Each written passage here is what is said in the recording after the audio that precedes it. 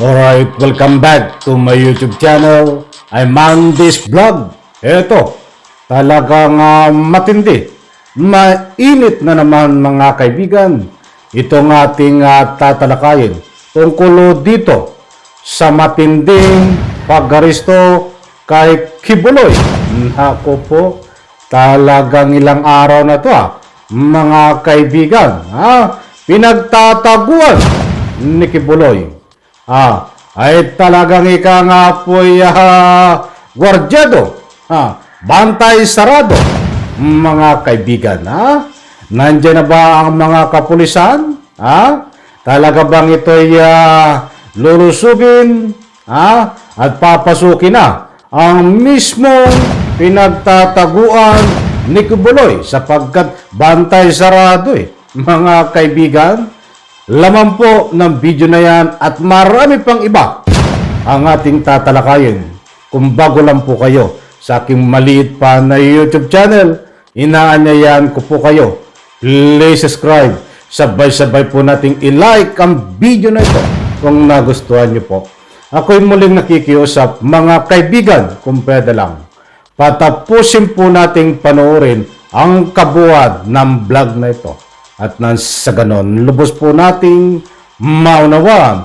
Magbibigay tayo ng kaunting punto de vista public opinion pagkatapos po nating mapanood na ayon sa gulong ng video. Kaibigan, samahan niyo po akong panoorin.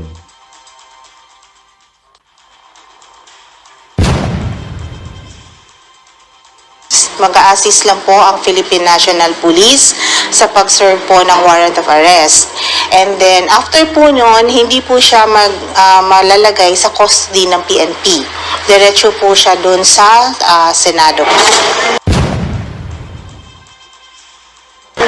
Bantay sarado ngayon ang mga lugar sa Davao City na posibleng kinaroroonan ni Pastor Apollo Kibuloy. Nakantabay pa rin ng mga pulis Davao sa pag-aresto ng Senado sa Pastor. At live po mula sa Davao City, nasa frontline ng balitang yan si Mon Gualvez. Mon, kamusta ang sitwasyon dyan? Sa pagdaan namin kanina sa mga lugar o establishmentong pagmamay-ari ng Kingdom of Jesus Christ dito sa Davao City, wala na tayong napansin ng mga nagmamasid ng mga taga-suporta, pero hanggang ngayong gabi, sobrang higpit pa rin ng pagbabantay in terms of security sa mga naturang lugar ni hindi nga makalapit o makapasok man lamang ang media dito, gaya na lamang sa may KJC Kingdom, maging sa Prayer Mountain na madalas daw pinamamalagian noon ni Pastor Apollo Kibuloy.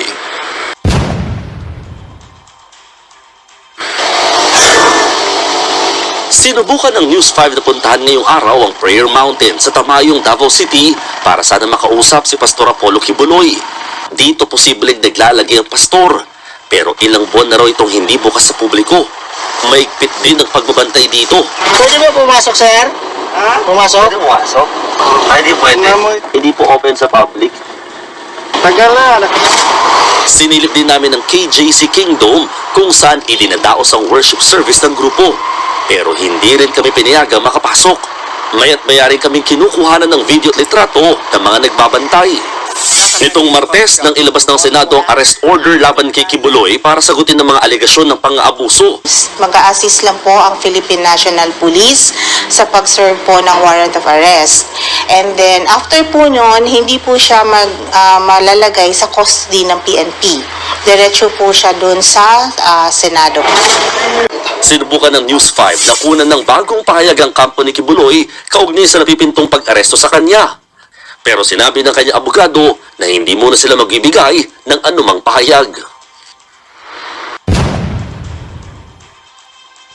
Alright, shoutout po News 5. Ipaintulot ang paggamit ng inyong video clips. News 5, pwede po nating suportahan yan pag may pagkakataon po tayo. News 5. Okay, dito muna tayo. Kibuloy! Bin Laden! Sumuko ka na! Diyos mio, babagin. Ay, maraming salamat nga po sa lahat po ng nagla-like, nagbibigay ng public opinion doon po sa ating last upload. Dami po nagbibigay ng public opinion.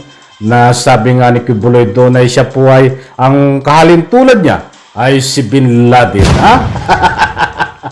Talagang matindi itong banat ni Kibuloy na ito. But anyway, dito po tayo. Bigyan po natin ng highlight. Itong ika nga po'y bantay sarado.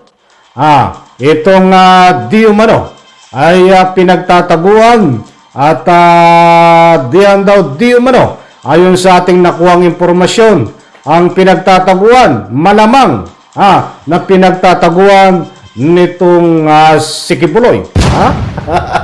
Sumuko ka na kasi Kibuloy kung ayaw mong masaktan. Di ba? Ilang araw na ito. Mga magtutudis na ho. Kahapon pa lang ho. Nag-start diyan ho ang pumunta ang Sergeant at Arms ng Senado upang ika nga po'y magsilbi ng warrant of arrest kay Kibuloy diyan ho sa Davao. At ayon nga dito sa gulong ng video ay nakahanda ang PNP na mag-assess bata magpapatupad doon ito ay ang mga inutusan ng Senado. At batang ito pong PNP ay nandyan lang naka-standby. At kung sakaling kung anuman ang pangyayari, manlaban man itong si Kibuloy, manlaban man itong mga tagasunod ni Kibuloy, ay nakahanda ho ang PNP para na sa ganun po'y pigilan ang anumang balak ni Kibuloy, ang anumang balak nitong taga-suporta ni Kibuloy kung sakaling nandiyan ho. Sa ika nga po'y sinasaad dito ho sa ruling ng video na malamang ay diyan nagtatago itong si Kibuloy. Sana nga nandiyan, mga kaibigan. Kung mapapansin nyo po, ako po ay mismo na humihingi ng pangunawa dahil kita nyo walang kapulisan. Diyan ho, sa ika nga po ay di umano na pinagtataguan ni Kibuloy. Huwag po tayong magbigay ng anumang negatibo kung wala man lang kapulisan dyan, datapwat, ang nandyan lang ay itong mga tauhan ni Kibuloy. Gusto ko pong ipaunawa, irespeto po natin kung ano man ang mga galawan dito ng PNP. Kung anong mga taktika, strategy ang ginagawa po nito upang siya matagumpay. Na ika nga po ay walang madadamay, malinis, walang masasaktan, mga kaibigan. At siyempre, irespeto po natin kung medyo tipid muna ako ngayon tungkol dito sa pagtatalakay kung ano nga ba ang eksakto na ginagawa ng kapulisan at itong pagsilbi ng warrant of arrest na pinadala ho ng Senado ang Sergeant at Arms, mga kaibigan. Dahil naunawaan po natin sa ganyang pong galawan, lalo't may taga-suporta po ito, si Kibuloy, na nagbabanta na hindi magpapahuli at haharangan ang kanilang taga-suporta. Ay nirespeto po natin anumang galawan ng kapulisan na ika nga po ay confidential at nang sa ganon, hindi po makatunog ang kabilang panig kung ano mang hakbang, kung papasok ba ito o hindi, kung lulusubin ba o hindi. Doon nakapaloob. Hindi po pwede nating ihayag ho kung ano man ang galawan na eksakto nitong mga aaresto ho dito. Kaya pasensya na po kung medyo tipid muna tayo ang ating mga pahayag diyan. Batang importanteng malaga ho dito. Ay nandiyan na ho, gumagalaw na ho ang PNP, gumagalaw na ho ang Senado, mga inutusan ho ng Senado upang isilbi ang warrant of arrest. Matitatak po natin sa isip na ito po si Kibuloy ay may tagasunod, may proseso na dapat ika nga po gawin dito. At kung ano man ang mahakbang na galawan dito, iyan ho, mga kaibigan, ika nga po may numero. Ibig kong sabihin, yan po ay naayon sa kanilang mga gawain na malalaman po natin katulad ho ng kay Yarny Tevez. Baka mamaya, bukas, o sa isang araw, nandyan ho, bit-bit na si Kibuloy para dalhin sa Senado, mga kaibigan, upang ikulong diyan ho sa Senado. Sana ho maunawaan po natin, alam ko po, marami na ang inip na inip, marami na po ang nagtatanong diyan sa comment section na ano na daw po ang nangyayari sa paghuli ho dito kay Kibuloy. Gusto ko lang pong ihatid sa inyo, hindi po nagpapabaya ang kinaukulan na naatasan para hulihin. Sana po maunawaan natin na ito po ay hindi ganon kadaling huliin. Kailangan po dito ay kangapoy kaunting tiyaga para mahilot. Tulog na Kibuloy. Basta tandaan po natin, tingnan po natin, gigising tayo muli. Nakikita natin, napapanood sa social media. Ito ho ay bit-bit si Kibuloy na dadalhin diyan ho sa Senado para ikulong. Respeto po natin kung ano manggalawan nila ngayon na secret, confidential. Baka malaman ni Kibuloy baka makatakbo. Diba mga kaibigan? Bin Laden po naman to. Bin Laden po naman.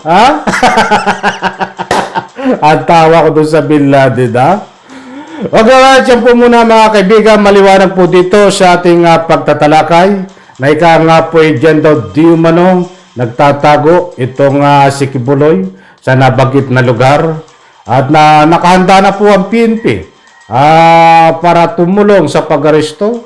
Nandyan po at syempre bantay sarado ho itong ika nga po lugar na di umano dyan nagtatago si Kibuloy.